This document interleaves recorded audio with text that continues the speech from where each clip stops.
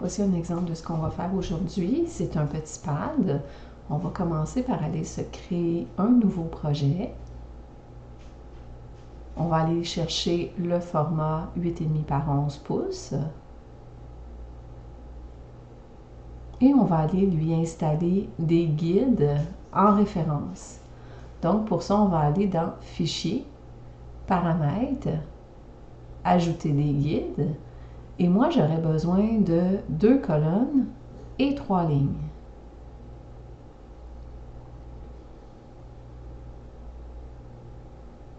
Par la suite, je vais remplir les cases avec des rectangles. Pour l'instant, je vais les mettre verts, mais inquiétez-vous pas, on va changer la couleur plus tard dans le projet. Je vais aller chercher un maximum de dimensions. Les guides vont servir justement de référence pour la grandeur.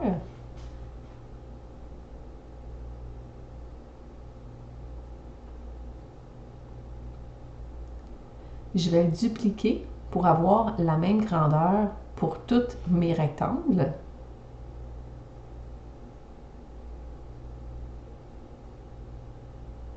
Comme ça, je vais pouvoir faire 6 feuilles différentes. Fait que mon pad va avoir 6 choix de feuilles. Donc, je vais aller chercher les éléments qui vont me permettre de décorer le tour de mes notes. Et dans Canva, il y a différents styles d'images qu'on peut aller chercher. Donc, vous pouvez aller choisir Moi, j'ai pris feuilles d'automne. Mais il faut faire attention parce que quand on voit la petite couronne, ça signifie qu'il y a des frais pour ceux qui n'ont pas le... Il y a des frais pour ceux qui n'ont pas le Canva Pro. Parce que Canva, c'est l'avantage d'avoir plusieurs sortes de dessins à l'intérieur. Mais par contre, ceux qui ont des couronnes, si vous n'avez pas Canva Pro, vous allez avoir des frais reliés à ça. Donc, c'est pour ça qu'il faut faire attention.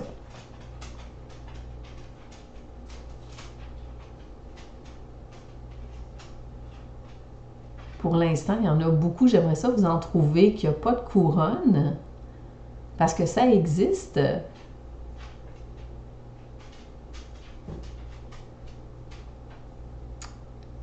À ce moment-là, vous pouvez faire un peu comme avec le Cricut. Vous pouvez redimensionner à la grandeur que vous voulez. Vous pouvez faire des rotations.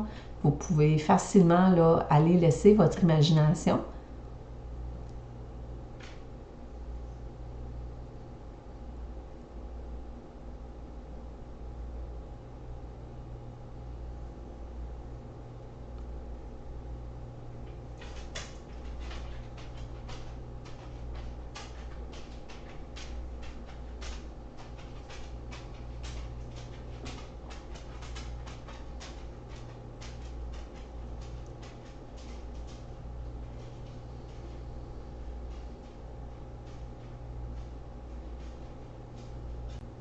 Ensuite, je vais aller chercher des images de citrouilles que je vais aller mettre à côté des feuilles. Mais en réalité, je vais faire passer les feuilles par-dessus la citrouille.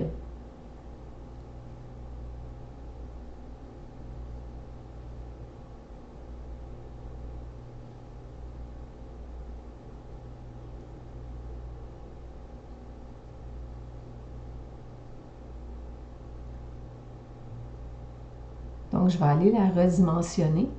Je vais aller la positionner et ensuite, je vais aller la mettre vers l'arrière. Donc, je vais faire modifier, position, vers l'arrière. Et comme ça, les feuilles vont passer devant. Je vais aller diminuer aussi l'intensité de la transparence. Comme ça, je vais pouvoir aller écrire par-dessus parce que ça reste quand même un bloc-notes que je vais faire. Donc là, je vais aller chercher des images de café parce que je trouve que l'automne puis le café, c'est réconfortant. Puis lui aussi, je vais aller l'asseoir sur les feuilles en baissant l'intensité.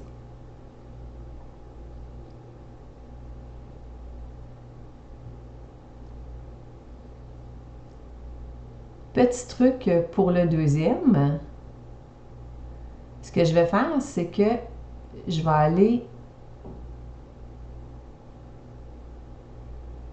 je vais aller lui faire un décalage, lui mettre une bordure blanche.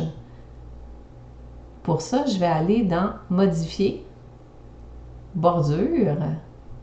Je vais lui mettre une couleur blanche et je vais mettre 100% d'intensité. Donc, à ce moment-là, ça va lui faire comme l'équivalent d'un autocollant. Maintenant, je vais aller mettre les lignes sur mon pad. Encore là, vous pouvez les mettre à la grandeur de votre choix. Faites juste attention de bien les mettre. Moi, je shake un petit peu, mais assurez-vous là, de mettre la position à 0 au niveau de l'angle. Comme ça, vous allez être sûr que vos lignes vont être très droites.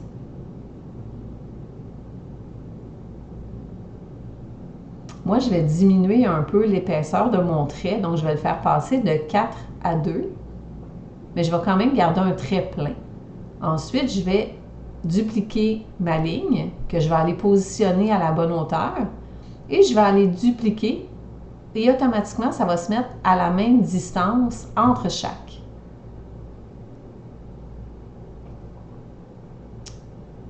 Je vais aller les sélectionner individuellement pour pouvoir aller toutes les aligner vers la gauche.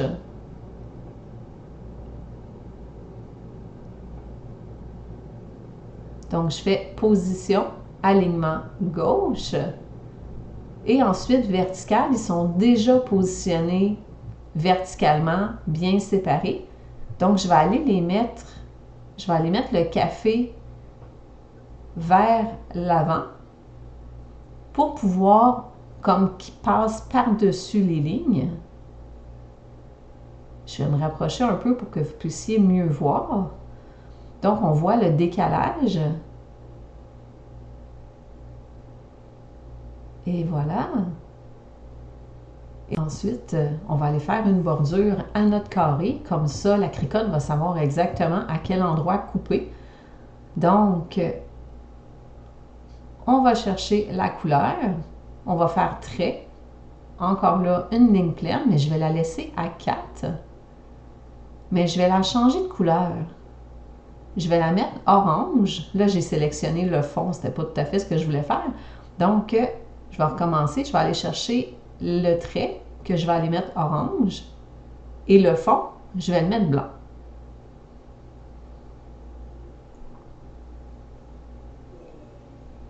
Ensuite, je vais aller sélectionner toutes mes lignes que j'avais dans mon premier modèle et je vais aller les dupliquer aux autres modèles afin d'avoir les lignes la même dimension et positionner exactement de la même façon pour chaque carré.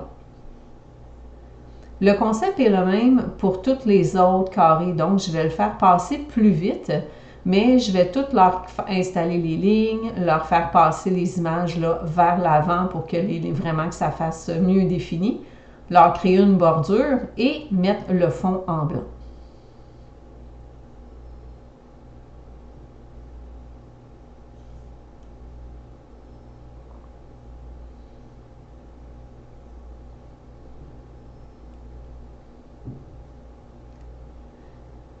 Quand ça va être terminé, je vais aller le nommer, le partager pour pouvoir le télécharger, en PNG pour que la cricotte puisse le reconnaître, et je vais faire télécharger, puis je vais le placer quelque part sur mon ordinateur. Donc visuellement, ça va ressembler à une feuille pleine. Ça, je vous dirais que avoir une feuille pleine comme ça, voilà, c'est bon pour quelqu'un qui a une tranche. Mais par contre, pour la cricotte, ce que vous pouvez faire, c'est utiliser arrière fond transparent. Donc ça, encore là, il faut avoir le Canva Pro pour le faire.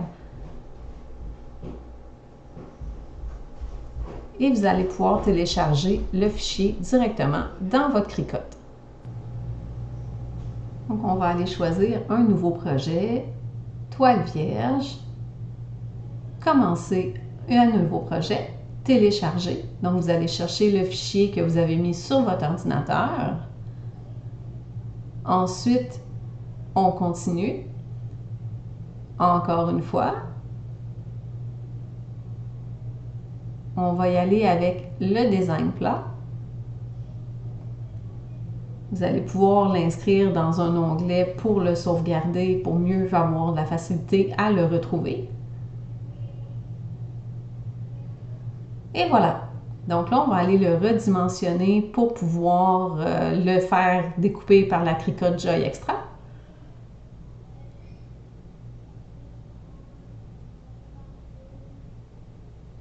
Et le projet est en soi assez complet. Donc, on va aller créer.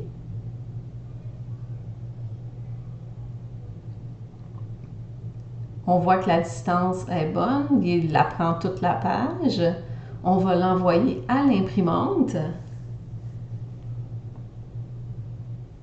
Dans le cas présent, je conserve le fond perdu et j'utilise le système de mon imprimante pour aller sélectionner une qualité haute performance.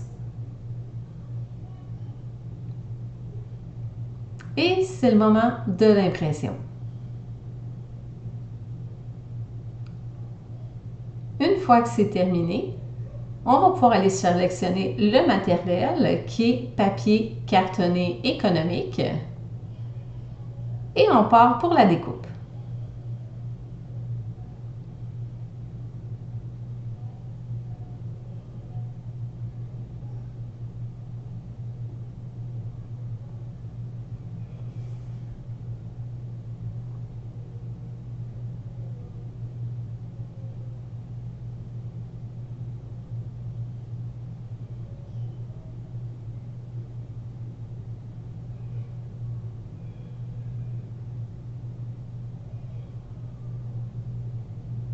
C'est un projet qui est quand même assez facile en soi.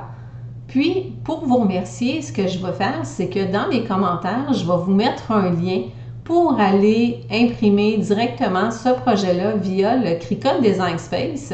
Donc, c'est un lien privé. Si vous n'avez pas écouté la vidéo, vous n'avez pas accès à ce projet-là dans ma base dans mon profil Cricut.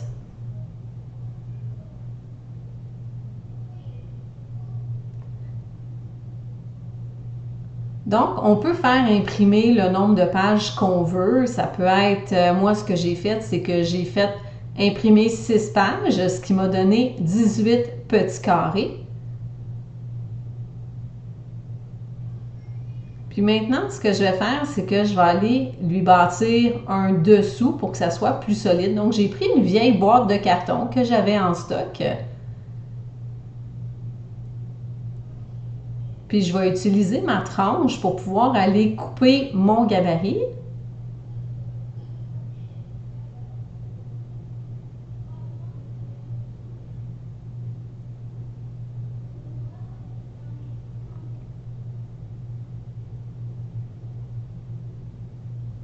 Donc, je fais ça de tous les côtés.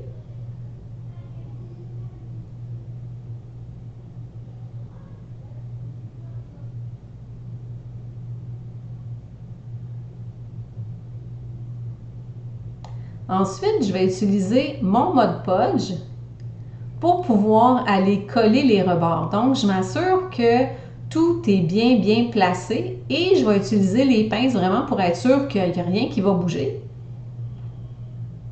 Puis en même temps, je ne les mets pas trop sur le long du bord, étant donné que je vais aller en mettre, oui, sur la tranche en haut, mais un petit peu aussi sur les côtés.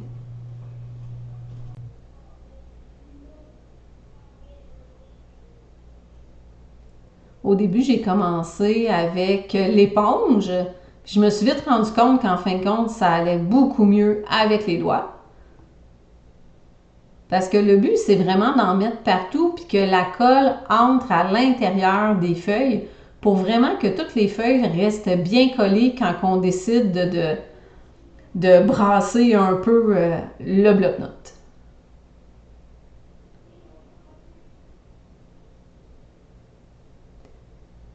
Cette étape-là, je vais la faire 2 fois. Donc là, je la fais une première fois. Je vais attendre 30 minutes ensuite que ça sèche et je vais tout refaire une deuxième fois.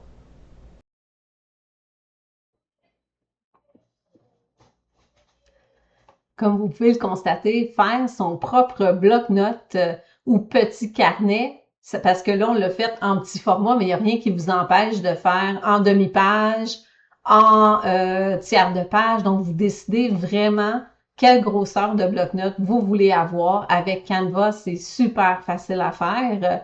Et pour ce qui est de l'impression, vous pouvez utiliser soit du papier format économique, le petit cartonné économique de Cricut qui fait un très beau travail, ou encore, moi j'aime bien le Epson papier brillant blanc professionnel. Pourquoi? Parce qu'il est un petit peu plus épais que le papier multi-usage.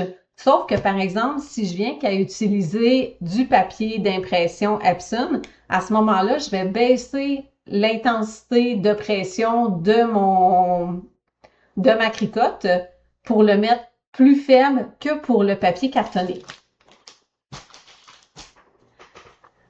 J'étais tellement contente de mon carnet que je l'ai amené au travail, donc je peux pas vous le montrer aujourd'hui. C'est pour ça que je vais vous mettre une photo pour que vous puissiez voir le format que ça donne à peu près et le résultat final. Et n'oubliez pas d'aller télécharger le lien gratuitement qui va vous amener directement sur Design Space. Vous allez juste avoir à créer le nombre de pages que vous voulez. C'est libre à vous. C'est un lien qui vous est offert personnellement. Donc, il n'y a personne d'autre de Cricut qui peut le voir à part vous. Et sur ce, j'aimerais que vous me montriez c'est quoi vos carnets que vous avez faits, quel dessin vous avez choisi, parce que c'est le genre de petits cadeaux qu'on peut faire pour des fêtes d'enfants, des fêtes d'amis, des cadeaux d'hôtesse. Vous savez, les fameux carnets qu'on peut coller sur le frigidaire, vous pouvez le faire à votre guise. Et c'est pour ça que j'adorais ce projet-là. Je vais sûrement en faire d'autres dans les prochaines semaines sous d'autres formats parce que j'ai eu trop de plaisir à le faire. Là-dessus, je vous souhaite une excellente soirée et on se voit dans la prochaine vidéo. Ah, n'oubliez pas d'activer la petite clochette, comme ça vous êtes sûr que vous n'allez pas le manquer. Je vous souhaite une excellente soirée. Au revoir.